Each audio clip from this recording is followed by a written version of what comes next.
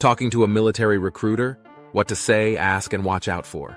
Thinking about walking into a recruiter's office, but low-key nervous? Don't worry, I got you. What if I told you that most people walk in unprepared and either get overwhelmed or miss out on better jobs, bonuses, and opportunities? I'm an Army captain, Marine-turned-Army officer, former recruiter, and your military mentor.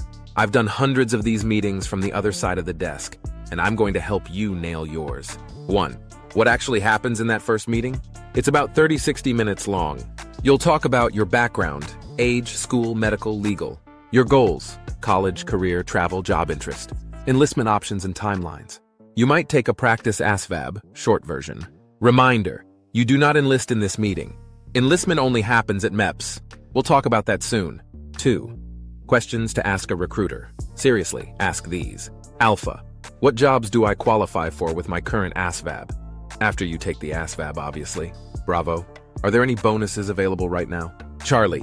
What does the contract look like? How many years? Delta. Can I pick my job before I sign anything? Echo. What are the deployment and training expectations for this branch? Foxtrot. Can I switch branches or roles later on? Golf. What support is available for mental health and education? Bonus tip. Write them down. Bring a notebook or use your phone notes. It shows you're serious and keeps you from forgetting. 3. Common fears and the truth. They're going to pressure me into enlisting. No, you can't enlist at the office. They'll just ask where you stand and help plan your next steps. If I go in, I'm locked in. Again, false. You don't sign a contract until MEPS, and only after you qualify and review everything. I don't want to sound dumb. Good recruiters want you to ask questions. It means you care. 4. Warning signs to watch for. If a recruiter avoids questions or says, "Don't worry about that," pushes an open contract without explaining it, promises something without it being in writing.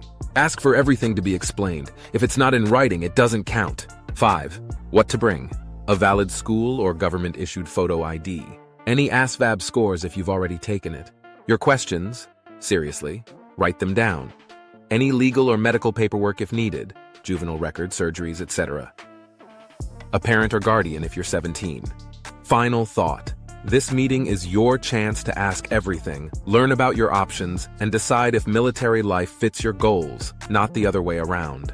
Drop a comment with a question you want to ask a recruiter, and I'll tell you if it's a good one. Subscribe and hit the bell because the next episode is big. What to expect at MEPS, your first official military screening. Medical, legal, contracts, yeah, it's a big deal.